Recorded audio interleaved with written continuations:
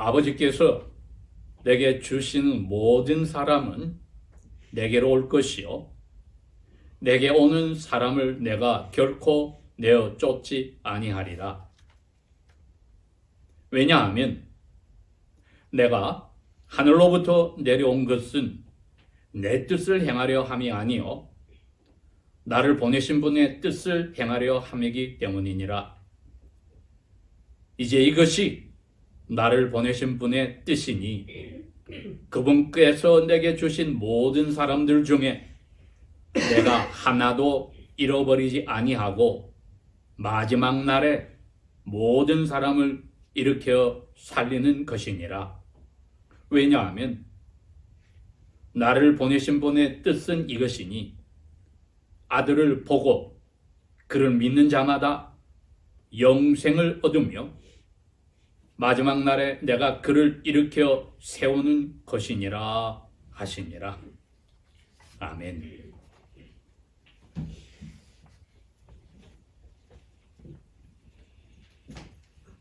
사도 요한은 저희들도 알다시피 예수님의 가장 가까이 있는 12사도들 중에 어린 나이의 제자 중에 하나였습니다. 예수님과 함께 3년 반 생활을 하였더라도 예수님 돌아갈 시점에 아직까지 예수님의 12사도들 중에는 나이 20살이 넘어간 사람은 결혼한 사도 베드로밖에 없을 정도로 그 당시 레바의 학교에 젊은 사람들이 입학하는 그 전통과 비슷한 가운데 사도 요한은 그 어린 나이에 예수님의 제자가 되었습니다. 기껏해야 10대 중반쯤 되는 나이일 텐데 이분이 예수 그리스도의 사랑을 특별히 많이 받으셨다고 본인의 이 요한복음에도 밝히고 또 요한계시록에도 밝히며 하나님께서 사도 베드로를 통해서도 다른 사도들의 대표로 사도 요한이 예수님께 사랑받음을 암시하기도 했습니다. 그렇게 이분이 신약의 27권의 책 중에 5권의 책을 썼는데 그 첫 번째 책이 요한복음입니다. 그리고 예수님의 3년 반의 생활 속에 요한복음의 내용은 3년 반 전체를 골고루 설명하셨다기보다는 그 절반 정도는 예수님께서 돌아가시기 전에 그 몇 시간 전에 일어난 일들이 집중적으로 조명이 되어 있습니다. 그리고 나머지 앞부분들은 주로 갈릴리 주에서 행하셨던 사역에 관한 내용들도 많이 있고 예수님과 세례 요한과의 시작의 관계도 잘 설명이 되어 있습니다. 오늘은 예수님이 그 사역 가운데 점점 유대인의 종교 지도자들과 그들을 따르는 예수님께 반대하는 세력들이 커져 나감을 보여주면서 그들과 예수님과의 이 대립관계에서 일어난 대화를 보여줍니다. 37절은 바로 그들에게 예수님께서 하신 말씀인데 그 배경 앞에 예수님은 5장부터 계속 이야기를 합니다. 예수님 자신을 통해서 사람들이 하나님 아버지를 알 수 있다. 그러니 유대 이 언약 백성들과 그들이 믿는 하나님과의 사이에 예수님을 빠뜨리고는 그들이 아버지 하나님을 제대로 아는 것이 아니라고 밝히는 겁니다. 그러면서 예수님 자신이 어떤 분이시에 대해서 자꾸 설명을 해나가는데 5장에도 보면 28절과 29절에 내가 이런 말 하는 거 이상하게 여기지 마라. 너희들이 세상 마지막 날에 다 무덤에서 일어난다는 그걸 믿기는 하진데 내가 바로 그 사람들을 무덤에서 일으킨다는 거야. 무덤 속에 있는 자가 다 그 사람의 음성을 들을 때가 오는데 바로 내가 그 사람의 자리에 올 텐데 그때 선한 일을 행한 사람은 생명의 부활로 일어나고 악한 일을 행한 사람은 심판의 부활로 나온다. 이렇게 말씀을 하셨습니다. 다니엘도 12장에 여기에 관한 비슷한 예언을 하여서 예수님 자신이 구약시대부터 자기 이스라엘의 조상들이 고대하고 기다리던 그 예언의 중심에 있는 메시아란 것을 자꾸 이야기해 주십니다. 우리가 알다시피 예수님 태어나셨을 때 BC 6세기에 예수님이 태어나신 때는 6월절쯤인 유대인 달력으로 음력 2월 28일이었고 요즘 양력 달력으로 하면은 5월 14일이었기 때문에 근 2000년 동안에 로마 황제가 만들어 놓은 그 전통에 따라 저희들이 12월 25일을 크리스마스로 새기지만 저희 마음속에는 예수님께서 태어나신 때가 이날은 아니라는 것은 알고 있습니다. 그런데 이 교회의 전통이 이러하니 저희들이 그것을 생각하고 종교개혁 이후에도 많은 음악가들이 예수님의 탄생에 대해서 그리고 구약시대의 예언과 또 예수님의 탄생과 예수님의 부활과 다시 오실 때까지 신구약을 아울러서 하나님 앞에 찬송곡을 많이 썼는데 그 중에 대표적인 것이 250년에 써진 조지 프레드릭 핸델의 메사야입니다. 그 오라토리오의 그 가사 내용 전체는 그 당시에 번역되어진 영어 성경에 성경 구절로 다 되어 있습니다. 그건 2시간 이상의 그 성악가들이 부르는 가사 내용은 다 성경 구절입니다. 이게 어마어마한 전 세계에서 그리스도인들이 가장 크리스마스 시즌에 사랑하는 곡이 되어버렸는데 시작이 벌써 그렇게 나옵니다. 남자 성악가가 위로하라 위로하라 이사야 40장 1절에서 3절에 나오는 메시아가 오시면은 죄와 그에 따른 비참함 때문에 고생하는 하나님의 언약 백성들에게 하나님께서 위로를 할 것이다 하는 그 예언을, 즉 예수님께서 오시면 하시는 그 사역에 대해서 Thus says the Lord, 야훼께서 말씀하시기를 내 백성들을 너희들을 위로하라 위로하라 이렇게 음악이 시작이 됩니다. 막상 예수님이 오셔서 가장 가까운 제자들에게도 잡히시는 날 그 저녁에 식사할 때 그럽니다.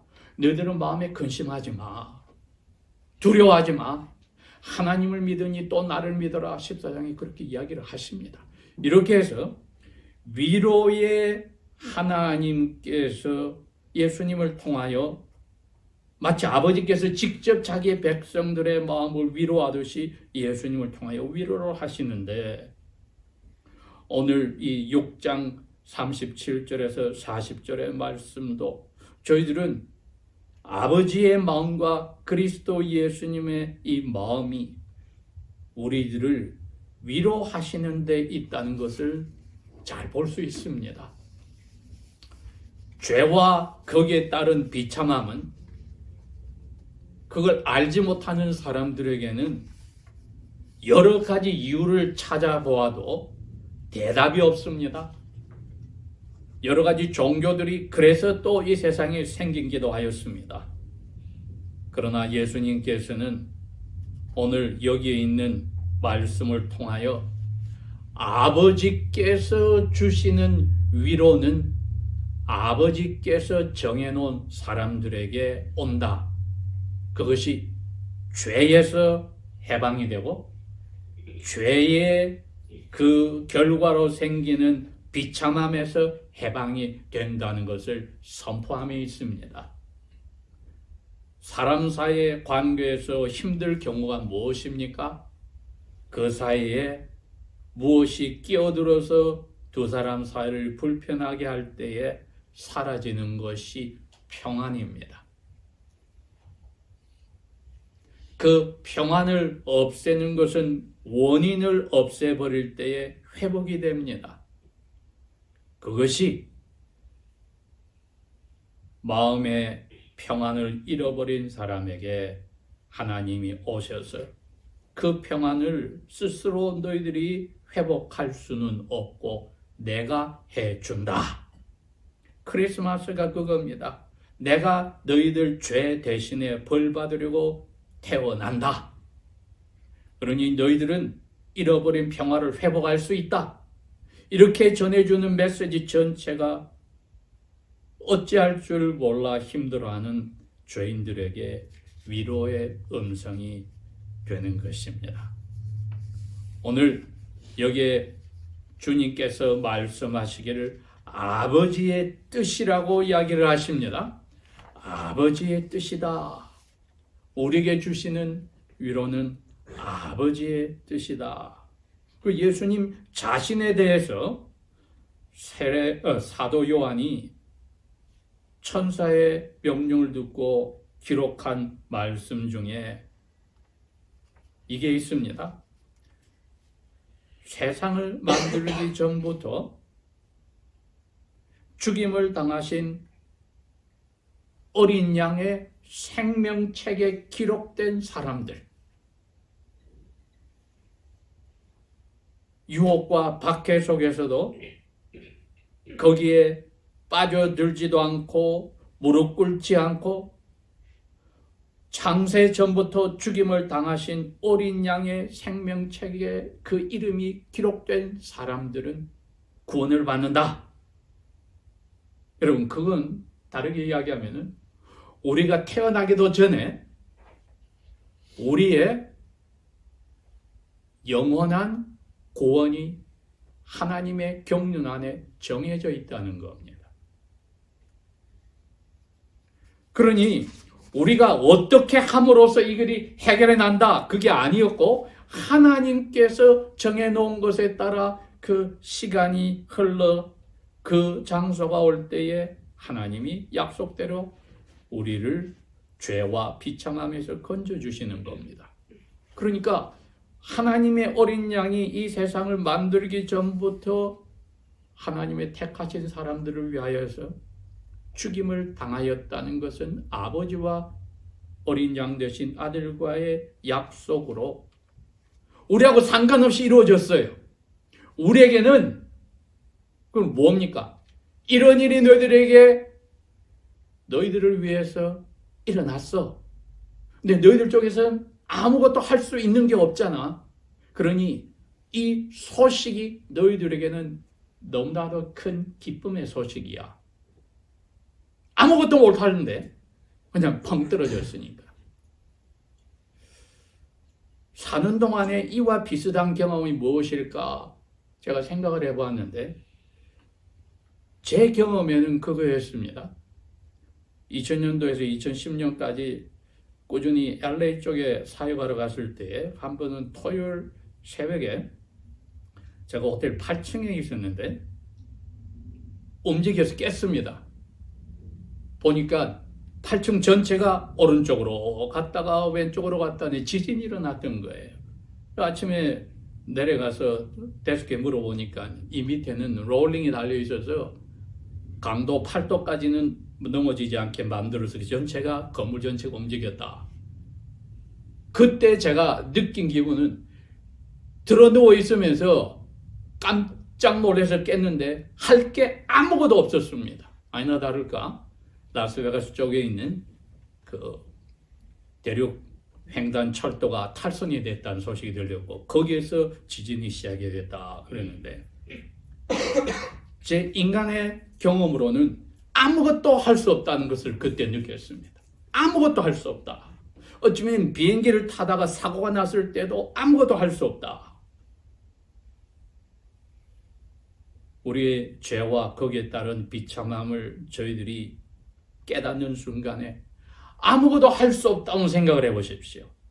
사람 사이의 관계에서 무너졌을 때 깨닫는 순간에 아무것도 할 수 없다.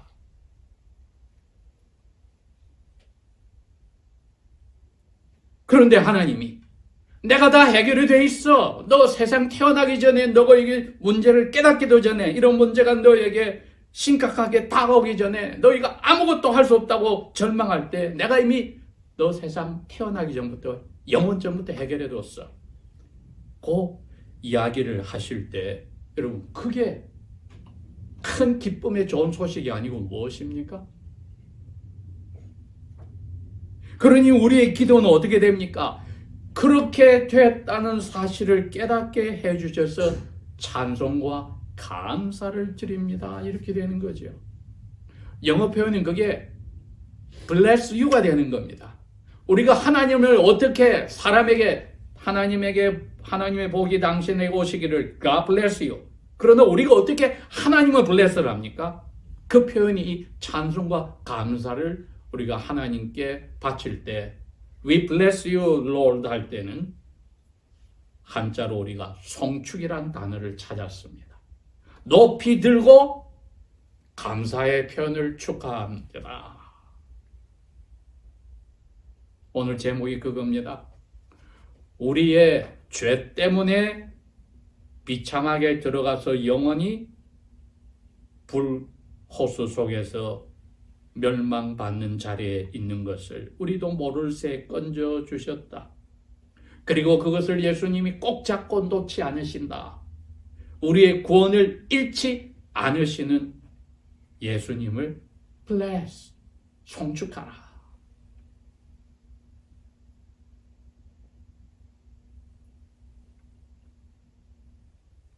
예수님께서 지금 그걸 그 무리들에게 자기를 반대하는 사람들에게 이 이야기를 오늘 하신 겁니다.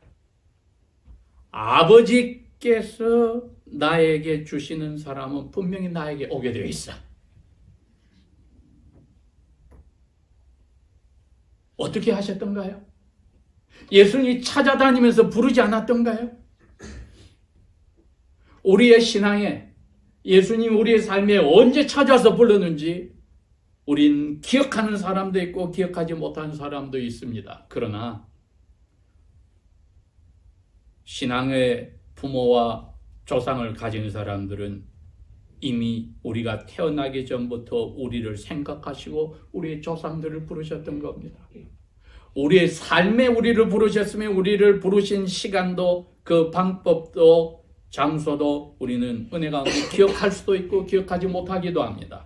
그러나 분명한 것은 아버지께서 나를 혹은 나의 가족을 나의 조상을 예수님께 주셨다.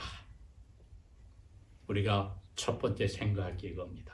나를 잃어버리지 않으시고 나의 구원을 잃어버리지 않으신다는 예수님은 첫 번째가 아버지께서 그 예수님에게 나의 삶을 그리고 나의 신앙의 선조들을 주셨다. 그게 뭐가 그렇게 중요합니까? 그렇게 해야 예수님에게 옵니다. 아버지께서 주신 사람들이. 왔을 때 예수님이 너 이러한 삶을 보니까 너 자격이 없어 하지 않고 아버지께서 I will not cast you out. 너 내가 내치지 않을 거야. 아버지께서 예수님이 주신 사람들은 다 오고 예수님이 그 사람들 내치지 않고 품어주시더라. 어떤 사람들? 죄와 그에 따른 죄책감에 비참한 사람들을, 똑똑하고 교육받고 가문이 좋은 사람들, 성실하고 성품이 다른 사람보다 하나님 앞에 그렇게 좋게 보이는 사람들이 아니라 자기의 죄와 비참함을 깨닫게 되는 사람들에게, 그래서 너가 지금 아버지를 알게 되고 아버지가 나에게 보냈어. 그래서 나에게 온 거야. 이제 내가 너를 쫓아내지 않을 거야. 너 더러워. 가. 너 못됐어. 안 돼. 너 대신 착한 사람, 그런 사람 내가 찾을 거야. 그게 아닙니다. 나는 아버지 명령대로 하니까 나에게 아버지가 너를 줬고 그래서 너가 나한테 왔어. 난 그래 무조건 품어줄 거야. 38절에 왜냐하면 나는 내 원하는 대로 하려고 이 세상에 태어난 게 아니라 아버지 나를 보내신 분의 뜻을 행하려고 이 세상에 왔기 때문이야. 39절. 나를 보내신 분의 뜻은 이거야. 39절과 40절에 두 번에 대해서 설명이 나옵니다. 나에게 주신 모든 사람. 왜? 그러면 그 사람들 다 나에게 올 텐데 하나도 잃어버리지 않는 게 아버지의 뜻이야. 그럼 나는 그 아버지의 뜻에 순종하려고 이 세상에 태어났으니까 끝까지 그 말씀에 순종해서 하나도 놓치지 않을 거야. 그게 아까 우리 시작할 때 한 그겁니다. 너희는 마음에 근심하지 말라. 하나님을 믿으니 또 나를 믿으라. 내가 놓치지 않아. 어느 정도까지? 너희들을 내 친구로 내가 받아주고 아버지하고 약속한 대로 너희들 대신에 내 친구를 위해서 내 목숨을 내가 버릴 거야. 이게 돌아가시는 전날, 잡히시는 날 저녁에 제자들에게 한 위로의 말씀이고 우리에게도 오늘 그러는 겁니다. 너 지금까지 신앙생활 하는 동안에 사탄이 넣어주는 생각들이 뭔지 알아? 너 옛날에 이랬지. 너 옛날에 이랬지. 너 지금도 이 문제가 있지. 이렇게 뻔뻔하게 하나님 앞에 사랑을 너가 받고 용서받을 수 있을 것 같아?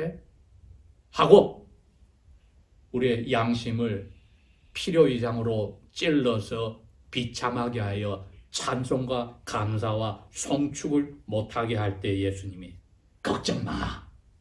너희들이 그거밖에 안 되는 거 다 알고 아버지가 나한테 그런 사람들을 보낸 거야. 그런 사람들 다 나오게 와. 그리고 나는 안 쫓아내.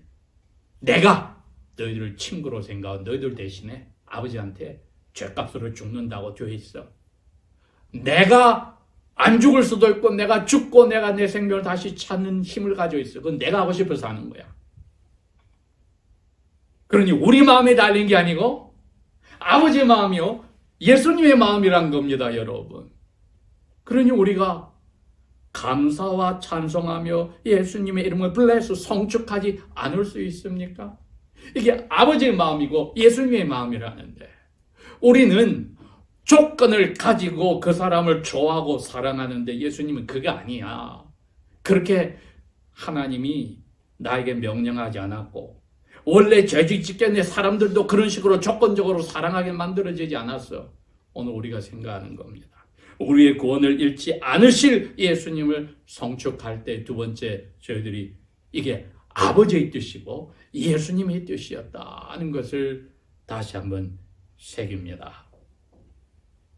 결정적으로 제목에 있듯이 아버지께서 나에게 보내는 모든 사람들 중에 그 하나라도 나에게 주신 분을 나는 잃어버리지 않는다. 아버지의 뜻이요 예수님의 뜻이었습니다.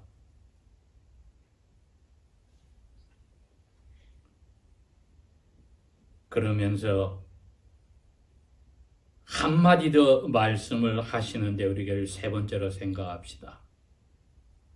특별히 이게 우리가 오늘 내일 또 앞에 삶을 주실 때 우리가 기뻐할 이유가 무엇일까? 그리고 그 사람 내가 마지막 날에 다 일으켜 세울 거야. 나사로가 너무나 아파서 죽을 것 같으니까 그 두 자매가 예수님께 사랑을 보내서 당신의 사랑한 사람이 지금 아파 죽을 자리에 있으니 도와주세요. 예수님이 그 소식을 듣고도 이틀 동안 가지 않았습니다. 그 다음에야 이제 나사로가 자니까 가자 했을 때 나은 줄 알고 자는 줄 알았더니 죽었기 때문에 시작합니다. 나흘이 지나서 왔을 때에 마르다가 그럽니다. 주님께서 진작 오셨더라면 나사로가 죽지 않았을 텐데 예수님이 죽지 않아.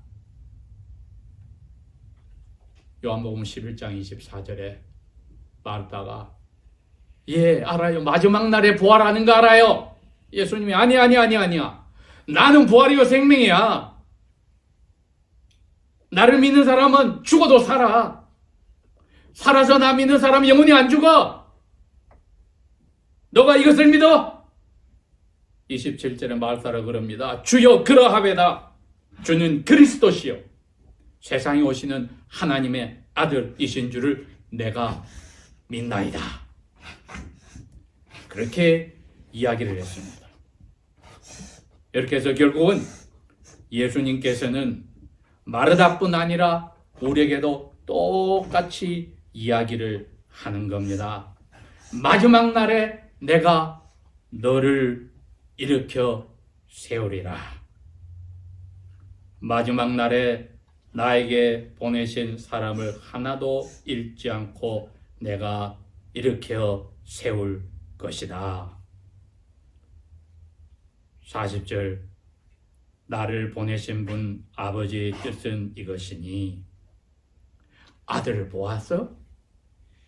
그러면 이제 아버지가 나에게 보냈기 너가 나에게 온 거야? 그래서 내가 친구인 너희들을 위해서 죽어서 너희들이 모든 걱정, 근심이 다 정리가 되고 죄에서 해방이 된 마음의 평강을 가졌어? 그것을 믿는 사람에겐 영원한 생명이 옳고 마지막 날에 내가 그를 일으켜 세워. 이게 여러분 저희들이 이제 살아갈 때에 감사하고 기뻐해야 될 이유가 여기에 있습니다. 우리가 나이가 들어갈수록 우리에게 찾아오는 것이 마음도 몸도 어딘가 불편하고 안 좋고 고장이 나고 아플 수가 있지만은 아는 것은 그겁니다. 긍휼에 풍성하신 하나님이 우리를 사랑하신 그 큰 사랑 때문에 허물로 죽었던 우리를 그리스도와 함께 이미 살리셔놓고 우리가 은혜로 구원을 받았는데 그리스도 예수 안에서 하늘에 지금 앉혀주셔서 우리가 그 사이에 죽어도 심판날에 우리를 다시 아들 예수님이 일으켜 주세요.